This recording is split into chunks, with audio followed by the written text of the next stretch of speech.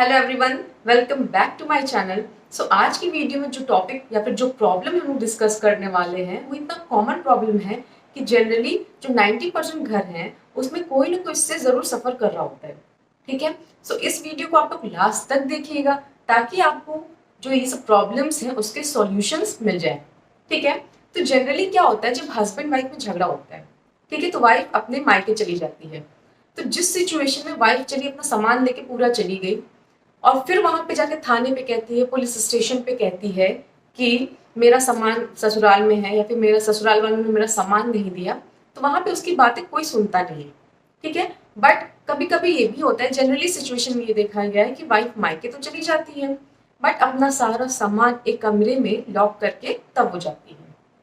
ठीक है, तो ऐसे सिचुएशंस में फिर उसने तो अपना सारा सामान लॉक कर दिया, फिर जाएगी वो थाने पे कहेगी कि नहीं मेरा सामान तो ससुराल में ही है, ससुराल वालों ने मेरा सामान तो दिया ही नहीं है।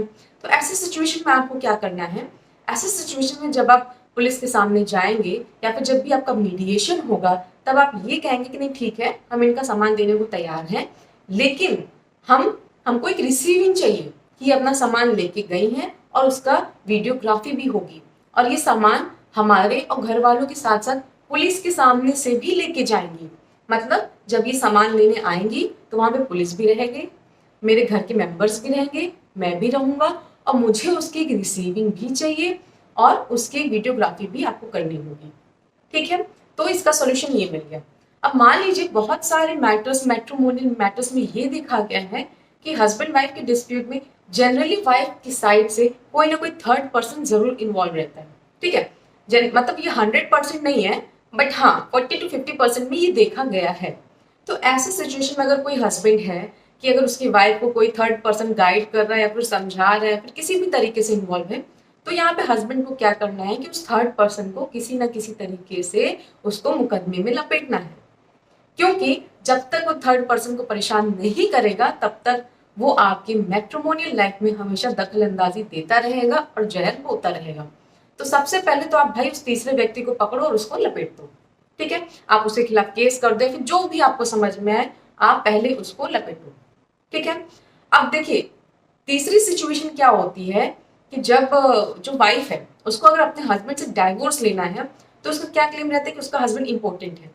ठीक है, ये देखा गया है।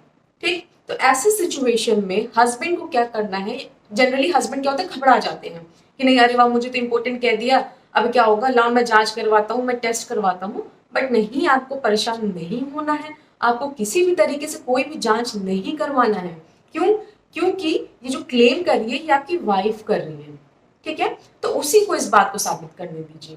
ठीक, आपको परेशान नहीं होना है, आप आराम से अपना खाइए पीजिए अच्छे से रहिए, जो इंपॉर्टेंट कहा है उसी को साबित करने दीजिए। ठीक, अब देखिए फॉर एग्जाम्पल ले लीजिए, एक हस्बैंड एंड वाइफ दोनों जॉब कर रहे हैं, बाहर रहते हैं, बॉम्बे दिल्ली किसी भी शहर में। ठीक है, एक फ्लैट लिया उन्होंने और जो फ्लैट का रेंट है मान लीजिए 40,000 है फिर 50,000 है, तो आप दोनों आधा आधा करके दे रहे हो या फिर कैसे भी करके आप दोनों उसको मिलके बियर कर रहे हो। अब वहां पे झगड़ा हो जाता है और वाइफ क्या करती है, चली जाती है और वापस ही नहीं आती है। तो ऐसे सिचुएशन में क्या होता है, उसका सारा सामान फ्लैट पे रखा रहता है और हस्बैंड को मजबूरी में पूरा जो रेंट होता है वो पे करना रहता है। ठीक है, मजबूरी में वो पे करता है।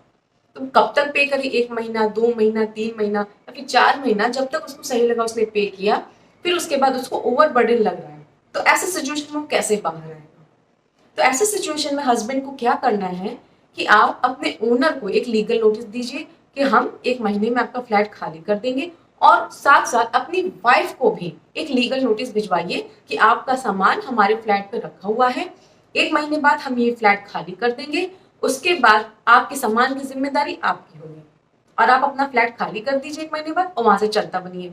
उसके बाद वाइफ के सामान का जो भी होता है वो वाइफ जाने, उनका सामान जाने।